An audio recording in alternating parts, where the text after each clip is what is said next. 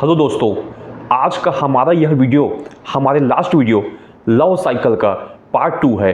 इस वीडियो में हम आपको बताएंगे कि जो लव साइकिल होता है, जहां पर मैंने आपको सिस्टमेटिक प्रोसीजर बताया था और सिस्टमेटिक मेथड बताया था कि आपके लाइफ में कोई भी पार्टनर आएगी तो कौन से मेथड के जरिए आएगी और किस तरीके से आएगी और कहां पर प्रोसीजर कंप्लीट होगा। तो दोस्तों, कुछ लोगों के साथ ऐसे होता है कि यह जो प्रोसीजर है कुछ स्टेप में टूट जाता है। तो हम अपने इस वीडियो लव साइकिल पार्ट 2 में यही डिस्कस करेंगे कि कुछ लोग ऐसे हैं जिनका फ्रेंड बनने के पश्चात गर्लफ्रेंड नहीं बन पा रही है, क्यों नहीं बन पा रही है और कहां पर यह सिस्टम ब्रेक हो रहा है, आज हम इस वीडियो में आपके साथ डिस्कस करेंगे। दोस्तों, हमारे एक सब्सक्राइबर हैं शर्मा जी। आज का यह वीडियो शर्मा जी के लाइफ में घटित कुछ घटनाओं के ऊपर आपको शिक्षा देने के लिए बनाई गई है। दोस्तों, शर्मा जी की लाइफ में ऐसा हो चुका है कि कोई एक लड़की थी जो कि उनके लिए एक समय स्ट्रेंज पर्सन थी और उसके बाद वो नॉन पर्सन बनी, उसके बाद वो उनकी फ्रेंड बनी, फ्रेंड बनने के पश्चात वो उनकी बेस्ट फ्रेंड बनी और बेस्ट फ्रेंड बनने के पश्चात वो उनकी गर्लफ्रेंड क्यों नहीं बन पाई। तो गर्लफ्रेंड नहीं बनने के जो भी प्रॉब्लम होंगे और जो भी यहाँ पर डाउट्स होंगे, हम यहाँ पर शर्मा जी के घटना से रिलेट करते हुए आपके डाउट को क्लियर करेंगे।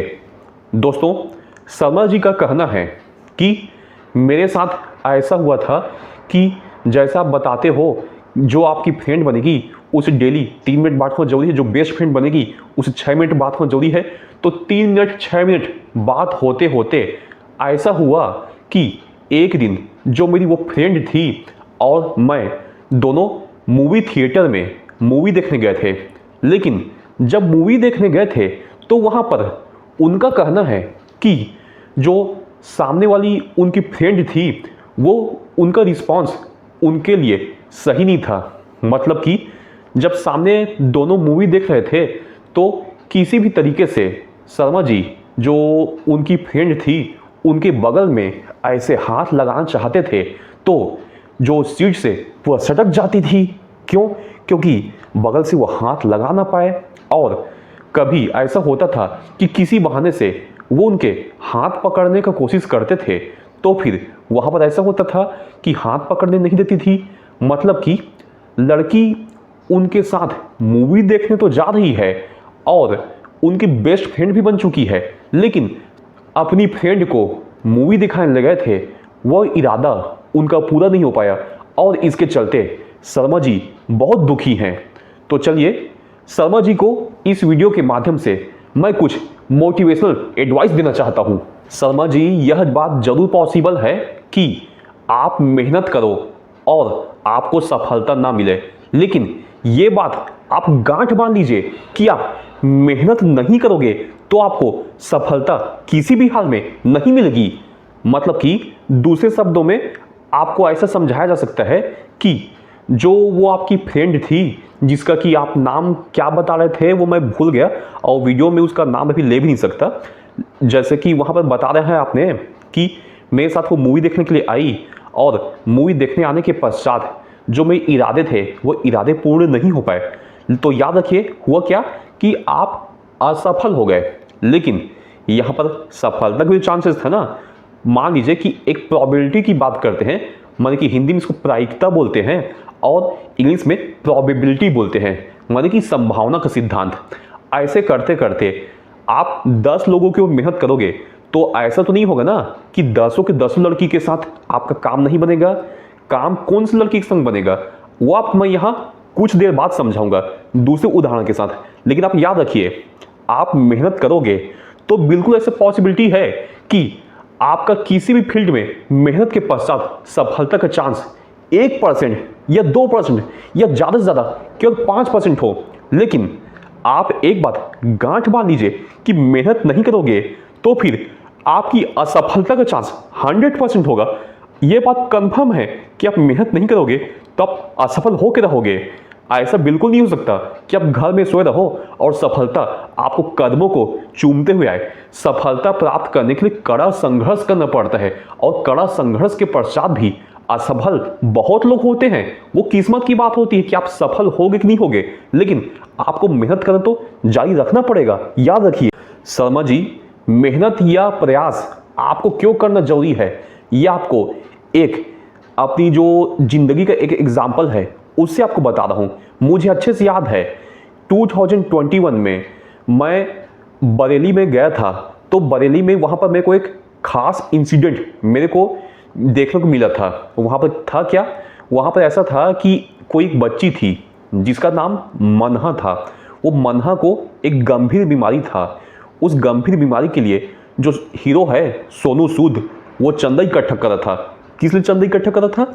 जो उस बच्चे को बीमारी था उसका नाम था SMA type 1, spinal muscular atrophy type 1। अब वो जो बीमारी था, इसका जो इलाज था जीन थेरेपी के द्वारा एक इंजेक्शन से होता था। वो इंजेक्शन का नाम क्या था? मेरे ख्याल से जोलजेल सामा, ऐसा कुछ इंजेक्शन का नाम था, जोलजेल सामा। यह इंजेक्शन 16 करोड़ का मिलता था और यह इंजेक्शन भारत में होता ही नहीं था। इस इंजेक्शन को अमेरिका से भारत मंगाना पड़ता था, और जब यह इंजेक्शन अमेरिका से भारत आता था तो भारत सरकार भी इसके ऊपर 6 करोड़ टैक्स लगाती थी।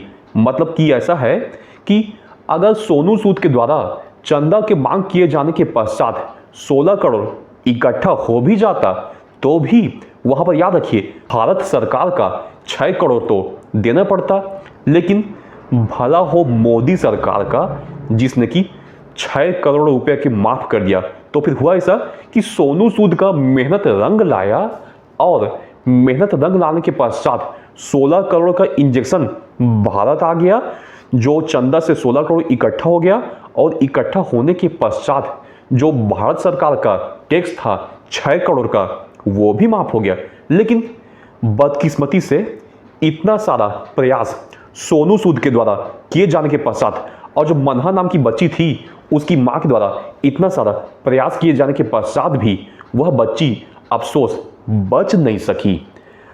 तो फिर शर्मा जी आप क्या कहेंगे कि देश के जो आम नागरिक का पैसा डूब गया? आप ये कहना चाहोगे क्या कि भारत सरकार को जो 6 करोड़ की टैक्स में प्राप्ति होने वाली थी वो डूब गया? नहीं शर्मा जी, बिल्कुल नहीं। देश के आम नागरिक ने कम से कम प्रयास तो किया ना, भारत सरकार ने भी कम से कम प्रयास तो किया ना कि बच्ची बच जाए। सोनू सूद ने भी प्रयास तो किया ना कि बच्ची बच जाए। लेकिन याद रखिए हुआ क्या, प्रयास किया और रिजल्ट नहीं मिल पाया, सफल नहीं हो पाए। लेकिन प्रयास करना जरूरी होता है, रिजल्ट आना जरूरी नहीं होता। उसलिए शर्मा जी आप भी याद रखिए, इस इंसिडेंट से सीख लेते हुए कि आपको भी प्रयास करना जरूरी है। जरूरी नहीं है कि आप सफल हो, कोई जरूरी नहीं है। बिल्कुल ऐसा भी पॉसिबल है कि जैसा कि एडिसन 999 बार प्रयास किया फिर 1000वें बार में सफलता प्राप्त हुआ, वैसे ही अगर आपकी लाइफ बहुत खराब रहेगी, किस्मत बहुत खराब रहेगी, तो फिर 999 बार तो नहीं, 99 बार प्रयास करोगे तो 100वें बार तो सफलता मिलेगी ही। अरे शर्मा जी आप निराश मत होइए, मेरे साथ तो ऐसा हो चुका है। ओनली 3rd प्रयास में मेरी पड़ोसी प्रियंका ने मेरे को प्रपोज कर दिया था, और प्रपोज करने के पश्चात मेरे साथ उसका बात आगे बढ़ गया था। तो फिर आप याद रखिए आपके साथ ऐसा क्यों नहीं हो सकता?